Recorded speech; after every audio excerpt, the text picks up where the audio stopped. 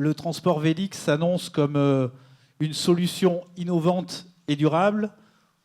Le transport vélique a déjà 124 navires de commerce qui sont équipés ou qui le seront prochainement. C'est-à-dire qu'on peut dire qu'il commence à rentrer dans son âge adulte et il dispose d'une marge de progression assez importante.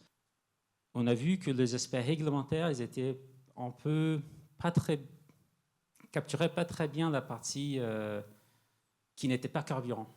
Et donc c'est pour ça qu'on a tenté de regarder plus sur la partie réglementaire. Comment inciter via des réglementations à l'OMI et l'Union européenne la mise en valeur de ces technologies qui peuvent réduire la consommation et remplacer la consommation d'énergie fossile. Le kite est un outil absolument formidable. La voile a des millénaires, le kite n'a qu'une trentaine d'années. Les progrès qu'on arrive à faire sont fulgurants. On a commencé par une aile de 25 mètres carrés, puis une aile de 50, puis là sur la vidéo, donc une aile de 50 mètres carrés. Et en ce moment, nous testons une aile de 100 mètres carrés qui nous permet d'atteindre des vitesses supérieures à 20 nœuds. Et je pense que c'est important d'avoir en tête qu'on a en France effectivement tous les maillons de cette chaîne de valeur dont je parlais tout à l'heure. On a réalisé en 2024 un diagnostic des besoins en métiers et compétences du secteur vélique à 2030. On a eu plus de 124, je crois, répondants, mon collègue pourra confirmer ici, à cette enquête. Et on a réalisé qu'on avait eu plus de 1100 recrutements dans ce domaine ces 3 dernières années. Aujourd'hui, on a 50 navires équipés dans le monde de systèmes véliques et on a effectivement un carnet de commandes qui permet d'anticiper plus d'une centaine d'ici quelques mois. Il y en a 11 aujourd'hui qui sont français. Il y en a 15 qui sont déjà en commande. Ce qu'on veut, c'est retrouver le même niveau de performance. Alors qu'ici, dans le cadre de la propulsion vélique pour la marine marchande, on a besoin de savoir combien ça va produire et combien ça va économiser. Parce que le contrat, c'est un contrat économique entre une production d'énergie et le coût du système.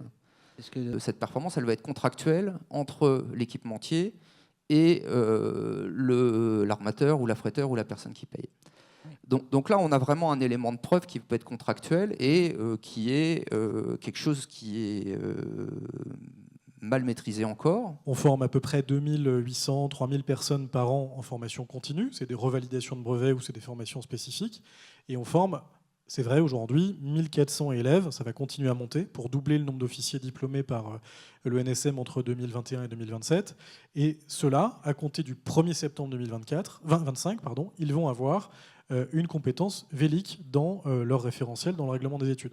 Mais ce qui nous occupe aujourd'hui en particulier, c'est de commencer à travailler avec des armateurs, puisqu'effectivement, ce qui est le plus important pour nous, c'est d'avoir très rapidement un système en mer, puisque comme on en a parlé, ça va être vraiment le juge de paix sur la validation des performances d'un tel système sur un bateau. Construisons des grands voiliers cargo modernes qui peuvent nous donner enfin une chance d'arriver avec des solutions en propulsion principale vélique où il semble effectivement qu'il y a un marché de ceux qui veulent faire des choses. Est-ce que vous atteignez les performances? Quelles sont-elles?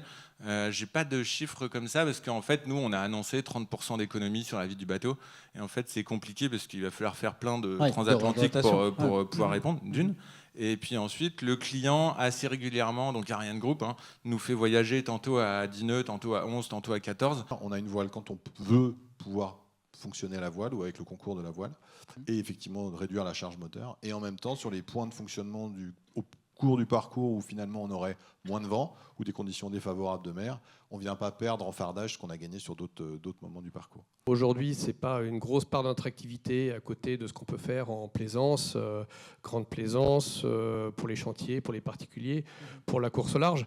Mais c'est amené, je pense, à prendre quand même de plus en plus de place et qui nous impose aujourd'hui de passer à une phase beaucoup plus industrielle.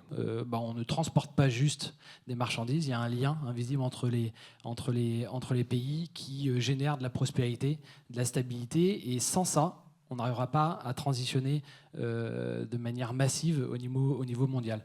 Ensuite, ça va être de préserver l'expérience d'achat dans sa globalité, avec des délais de livraison qui soient fiables, qui soit tenu. Effectivement, si on dit le délai de livraison, c'est 13 jours, ça ne peut pas être 15, 16 ou 17, parce qu'effectivement, on n'a pas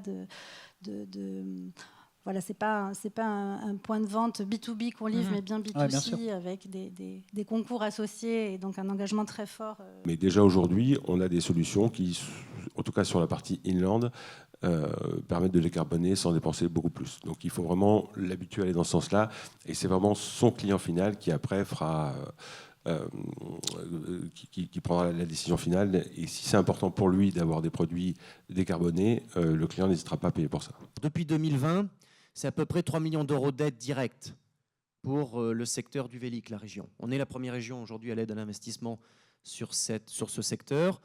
Pourquoi ? Parce que d'abord, c'est notre compétence. La région, vous le savez, elle s'occupe de développement économique, elle accompagne les entreprises, elle aide les filières.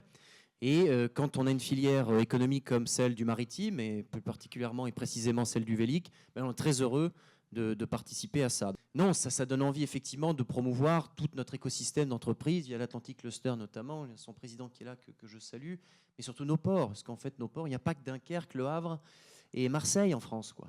Il y a La Rochelle aussi, il y a La Bordeaux, Rochelle, Bordeaux, il y a Bayonne, Tonnet-Charente. il y a Rochefort, Tonnet-Charente. Ouais. Ça, je pense que c'est assez mature. Je pense que là, nous aussi, on a un gros sujet à aller voir, le Bureau national interprofessionnel du cognac, les vins de Bordeaux, les sels, je pense que c'est déjà fait, je ne suis pas en train d'inventer la roue.